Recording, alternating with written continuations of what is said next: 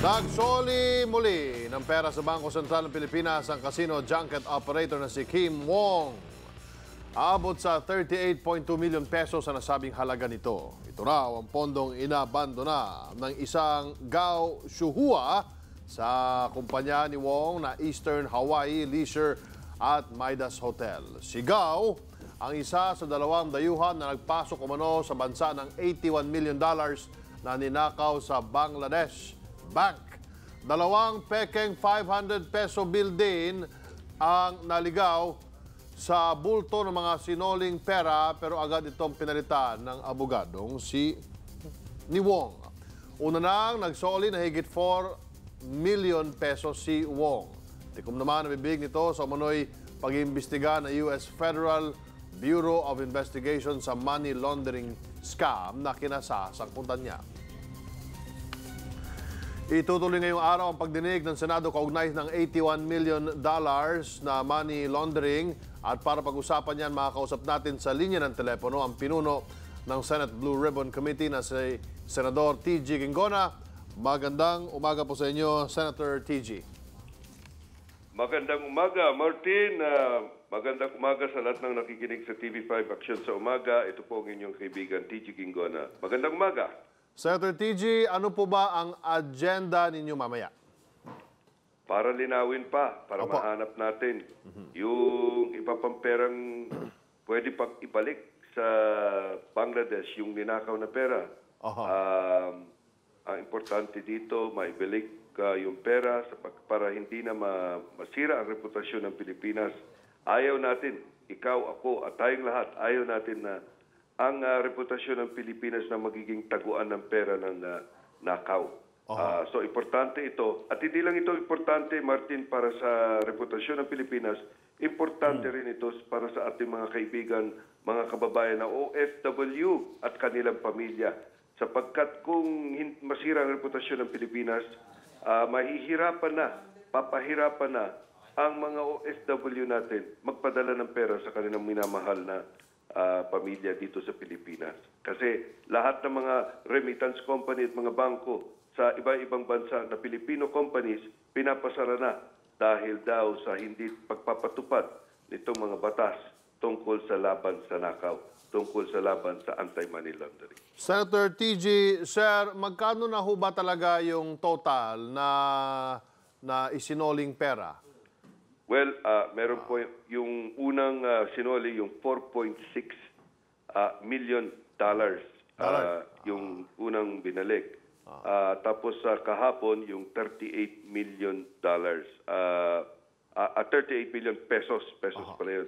Ngayon, ang ano doon, yung 38 million, actually, una na-report yan as 40 million. Mamaya tanong natin bakit may butal at hindi buong 40 million. But at any rate, nabalik na 38 million pesos. So ito, yung perang na isole, na ibalik, ay mula kay Kim Wong. Wala pa yung ibang mga nabanggit na mga personalidad o institusyon na may hawak di umano ng pera? Yes, wala pa. Actually, meron pang 107 million pesos na nandyan sa Soler, naka-freeze ngayon. Yun, klaro maibabalik yun. Pero kailangan ng prosesong legal, hindi basta-basta. Okay. Senator, totoo ba na iniimbestigahan na rin ng FBI ang money laundering scam na kinasasangkutan ng bansa? At ano ang magiging epekto nito sa atin? Totoo yun. Pumasok na rin yung mga Amerikano dito sa kasong ito. Sapagkat, Martin, yung ninakaw na pera, ang pagmamayari ng pera, yung Central Bank ng Bangladesh, pero yung account ng bangko na ng Central Bank ng Bangladesh nandun sa New York, sa Estados Unidos. At ang hinak, yung computer system ng mga Amerikano. Kaya pumasok ang Amerikano sapagkat sila biktima doon. Kasi sistema nila ang pinasukan ng mga hackers.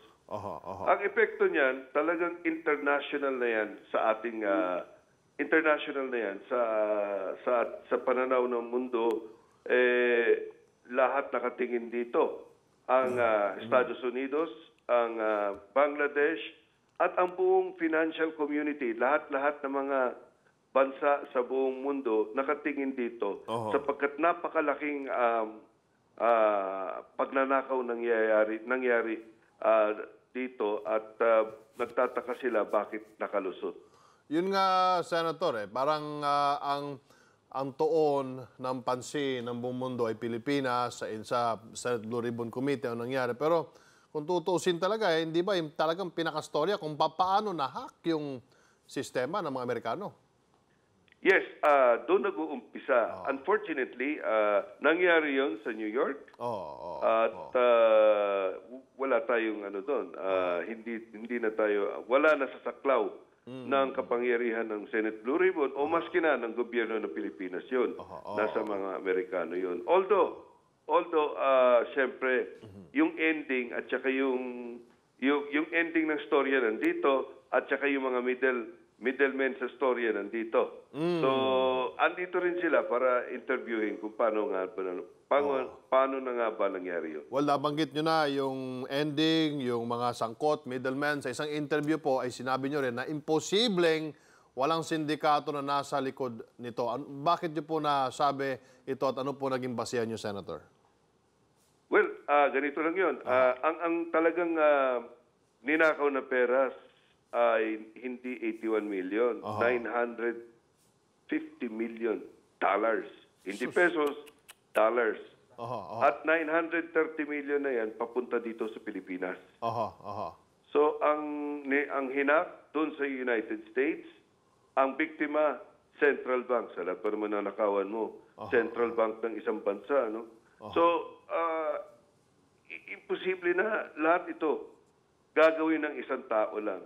Imposible lang na lahat ito mangyayari lang ng isa o dalawang tao lang. Maraming taong kausap dito, maraming dinaanan, maraming institusyon dinaanan, imposibleng hindi sindikato ito. Yung mga naglalabasan sa mga payagan, Senator, yung sangkot, yung Chinese mafia, etc. Pero meron bang basihan na talagang Chinese mafia o ito'y, I just heard it through the grapevine? Grapevine lang yan.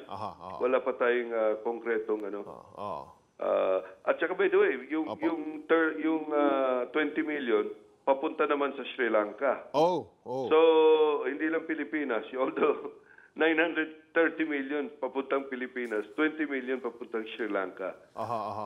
So it goes to show na talagang you involve Bangladesh, New York, Philippines, Sri Lanka. So international talaga ito. So syndicate talaga. Hindi 81 million dollars, 900 million dollars. 950, almost $1 billion. Sus Mariusep. So kulang pa pala ng ilang daang milyon at napunta dito 900 million dollars. No. Na-intercept yung okay. Yung na-intercept ng mga Amerikano. So natiktikan nila na teka muna. May malabo na yata ditong sa pagpadala ng pera. So, hinold muna nila. Pero by the time na hinold nila, nakalusot na yung $81 million. $81 million.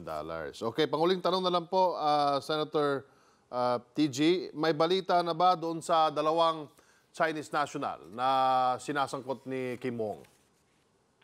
Mukhang wala na dito. Wala na dito sa Pilipinas. At kailangan na makipag-ugnayan yung mga otoridad natin sa Chinese Embassy para humingi ng tulong para hanapin yung dalawa. Sapagkat presumably, since yung isa Chinese national, nasa China.